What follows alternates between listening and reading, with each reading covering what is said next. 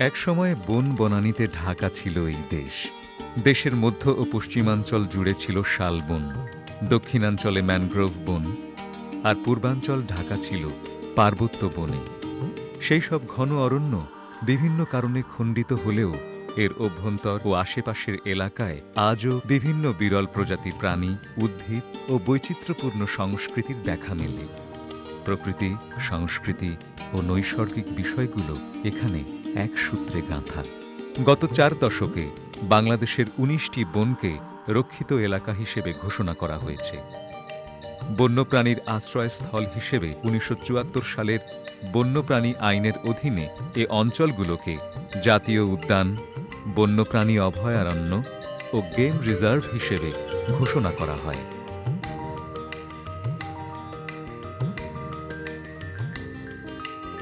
আইনটি প্রণয়ন করার সময় ভাবা হয়েছিল শুধু বিশেষ অনুমতি নিয়েই কেউ এই এলাকায় প্রবেশ করতে পারবে এবং বন বিভাগ হবে এই রক্ষিত এলাকার ব্যবস্থাপক ও রক্ষক। ব্যাপক হারে জনসংখ্যা বৃদ্ধি পাওয়ায় স্থানীয় দরিদ্র জনগোষ্ঠীর ব্যবহার্য ও বাণিজ্যিক কাঠের চাহিদা বেড়ে যায়। এর ফলে রক্ষিত এলাকা সবসময় রক্ষা করা কঠিন হয়ে দাঁড়ায়। এই যখন অবস্থা, তখন বন এবং বসবাসকারী বন্যপ্রাণী রক্ষার্থে সংশ্লিষ্ট কজন প্রগতিশীল বন কর্মকর্তা একটি বিশেষ পদক্ষেপের প্রস্তাব করেন, যার নাম দেওয়া হয় সহ ব্যবস্থাপনা। এই প্রস্তাবনার মূল বিষয়টি ছিল বনাঞ্চল ব্যবস্থাপনায় বনের ওপর নির্ভরশীল স্থানীয় জনগোষ্ঠীর সক্রিয় অংশগ্রহণ, অধিকার ও প্রাপ্ত সুবিধাদির সুষম বণ্টনের মাধ্যমে বন ও এর জীববৈচিত্র্য রক্ষা করা সম্ভব।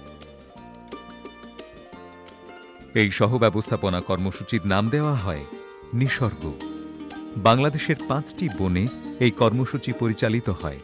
বনগুলো হল উত্তর পূর্বাঞ্চলের লাউয়াছড়া, সাতছড়ি ও রিমা কালেঙ্গা এবং দক্ষিণ পূর্বাঞ্চলে চুনতি ও টেকনাফ। মৌলভীবাজার জেলার ১২৫০ হেক্টর জুড়ে বিস্তৃত লাউয়াছড়া জাতীয় উদ্যান। এই উদ্যান মূলত গ্রীষ্মমণ্ডলীয় চিরহরিৎ ও মিশ্র চিরহরিৎ প্রকৃতির বনে আচ্ছাদিত। ৪৬০ প্রজাতির বিভিন্ন জীব এই বনে বাস করে। এর মধ্যে বৃক্ষলতা আছে ১৬৭ প্রজাতির, উভচর প্রাণী ৪ প্রজাতির, সরীসৃপ ৬ প্রজাতির, পাখি ২৪৬ প্রজাতির, স্তন্যপায়ী প্রাণী ২০ প্রজাতির ও কীট পতঙ্গ আছে ১৭ প্রজাতির। এইসব জীববৈচিত্র্যের কারণেই উদ্যানটি পর্যটকদের নজর কাড়ে। লাউয়াছড়া ইকোট্যুরিজমের এক জনপ্রিয় স্থান। নয়নাভিরাম প্রাকৃতিক সৌন্দর্যের আধার লাউয়াছড়া জাতীয় উদ্যান সব ঋতুতেই মেলে ধরে এক অসাধারণ বিস্ময়। বর্ষার সময় সুন্দর বন্য অর্কিড যেমন গাছের গা বেয়ে ঝুলে থাকে, তেমনি বৃষ্টি ধোয়া সজীব সবুজ পাতাগুলো ছড়ায় ঔজ্জ্বল্য। বর্ষণের পর ছড়াগুলোর জল চলে কলকলিয়ে। শুকনো মৌসুমে এই বন তৈরি করে নিজস্ব আবহাওয়া পরিমণ্ডল। ঠান্ডা কুয়াশার চাদর ও ঘন শিশির যেন ঘিরে রাখে এই বনে বসবাসকারী ৬টি বানর প্রজাতির প্রাণীকে। উল্লুক ঝুলে বেড়ায় শাখা প্রশাখা ঢাকা এই বনানীর উচ্চতম ছাউনিতে। বাংলাদেশে যাদের অস্তিত্ব সংকটাপন্ন এবং পৃথিবীব্যাপী হুমকির সম্মুখীন। এ উদ্যানটিকে ঘিরে রেখেছে ২২টি গ্রাম। উদ্যানের ভেতরের গ্রাম দুটিতেই খাসিয়াদের বাস। দক্ষিণ পশ্চিম সীমান্তের দেলুবাড়িতে ৩০০ বছরের পুরনো ত্রিপুরাদের বাস, আর পূর্ব দিকে থাকে মণিপুরীরা। উদ্যানের আশপাশে ছড়িয়ে থাকা ১৮টি গ্রাম মূলত বাঙালি প্রধান। এই গ্রামগুলোতে গারো সম্প্রদায়ের লোকেরাও বাস করে। অন্যান্য রক্ষিত এলাকার মতো লাউয়াছড়ার প্রাকৃতিক বৈচিত্র্যকেও পূর্ণ করেছে এইসব জাতিসত্তার সংস্কৃতি। এই গ্রামগুলোতে প্রায় ৩০,০০০ লোকের বাস। মানুষের প্রতিনিয়ত অনুপ্রবেশের কারণে পরিবর্তিত হয়েছে বনের আকৃতির, বৈশিষ্ট্যের, গঠনের এবং সেই সাথে পরিবর্তন হয়েছে বসবাসকারী বন্য প্রাণী ও উদ্ভিদেরও। বিগত দশকে বাংলাদেশের বন প্রায় ৭০% উদ্ভিদ ও বন্য প্রাণী হারিয়েছে। অনেক প্রজাতি প্রায় বিলুপ্তির পথে। নিসর্গ প্রকল্পের অন্যতম স্লোগান ছিল, আমরা প্রকৃতিকে বাঁচাবো আগামী প্রজন্মের জন্যে। এই প্রকল্প বাস্তবায়নের ফলে স্থানীয় সুবিধাভোগীদের অংশগ্রহণ নিশ্চিত করার মাধ্যমে বন রক্ষায় সক্রিয় অংশগ্রহণের গুরুত্বের দিকটি তাদের কাছে পরিষ্কার হয়েছে। বিভিন্ন সিদ্ধান্ত গ্রহণে মতামতের গুরুত্ব দেওয়ার মাধ্যমে তাদের ক্ষমতায়ন হয়েছে। প্রয়োজনীয় অর্থনৈতিক সুবিধাদি প্রদানের ফলে প্রাকৃতিক সম্পদ ব্যবস্থাপনার উদ্দেশ্য সফল করতে এই মানুষগুলোকে আগ্রহী করে তোলাও সম্ভব হয়েছে। USAID এর অর্থায়নে পরিচালিত management of aquatic ecosystem through community husbandry, সংক্ষেপে মাছ এবং নিসর্গ প্রকল্প সফল হওয়ায় গৃহীত হয়েছে আরেকটি প্রকল্প, যার নাম দেওয়া হয়েছে ইন্টিগ্রেটেড প্রোটেক্টেড এরিয়া কো-ম্যানেজমেন্ট, সংক্ষেপে আইপ্যাক। জাতীয় উদ্যান, বন্যপ্রাণী অভয়ারণ্য, গেম রিজার্ভ, জলাভূমি ও মৎস্য অভয়ারণ্যের উদ্ভিদ ও প্রাণীদের সহ ব্যবস্থাপনার মাধ্যমে সংরক্ষণে আইপ্যাক সহায়তা করে আসছে।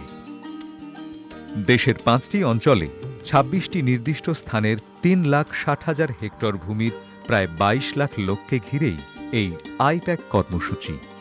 পরিবেশ ও বন এবং মৎস্য ও পশু সম্পদ মন্ত্রণালয়ের মাধ্যমে আইপ্যাক কর্মসূচি বাস্তবায়িত হচ্ছে।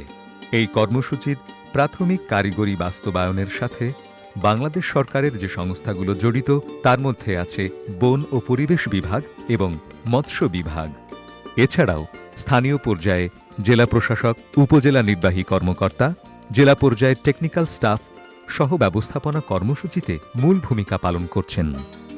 এদের পাশাপাশি আছে স্থানীয় এনজিও, এলাকাবাসী ও আদিবাসীদের বিভিন্ন সংগঠন এবং স্থানীয় নেতৃবৃন্দ। আইপ্যাক কর্মসূচি বাস্তবায়নে কারিগরি সহায়তা দিচ্ছে ইন্টারন্যাশনাল রিসোর্স গ্রুপ। USAID এর অর্থায়নে এই আমেরিকান প্রতিষ্ঠানটি কাজ করছে। 2008 সালের জুনে আইপ্যাক প্রকল্পের কাজ শুরু হয়। 2008-এর 18 নভেম্বর হয় এর আনুষ্ঠানিক উদ্বোধন। 5 বছরের মধ্যে এই কর্মসূচি বাস্তবায়নের লক্ষ্যমাত্রা ধার্য করা হয়, যা শেষ হবে 2013 সালের জুনে।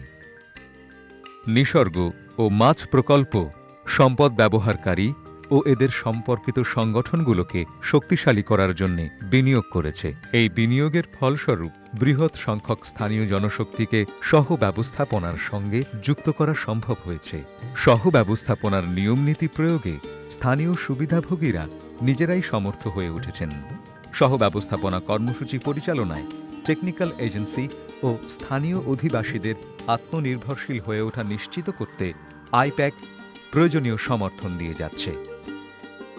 রক্ষিত অঞ্চল ও এর আশেপাশের এলাকার বসবাসকারীদের স্থানীয় আয় ও জীবনের নিরাপত্তা বৃদ্ধিতেও আইপ্যাক সহায়ক ভূমিকা রাখছে। বাংলাদেশ পৃথিবীর সবচেয়ে দরিদ্র ঘনবসতিপূর্ণ অঞ্চলগুলোর একটি। প্রায় 14 কোটি লোকের এই দেশে মাত্র 4 থেকে 6% ভূমি গাছে ঢাকা। বন উজাড়করণ ও জলাভূমি কমে যাওয়ার ফলে উদ্ভিদ ও মাছ বিক্রয় এবং খাদ্য হিসেবে এগুলো গ্রহণ করে যে দরিদ্র মানুষগুলো বেঁচেছিল তাদের জীবিকা ধ্বংসের মুখে পড়ে। এই মানুষগুলোকে বাঁচাতে কাজ করছে মাছ ও নিসর্গ পাইলট প্রকল্প। এই প্রকল্পের ইতিবাচক প্রভাব থেকেই নিশ্চিত হওয়া যায় দারিদ্র্য বিমোচনে আইপ্যাকের প্রভাব হবে খুবই তাৎপর্যপূর্ণ ও ইতিবাচক।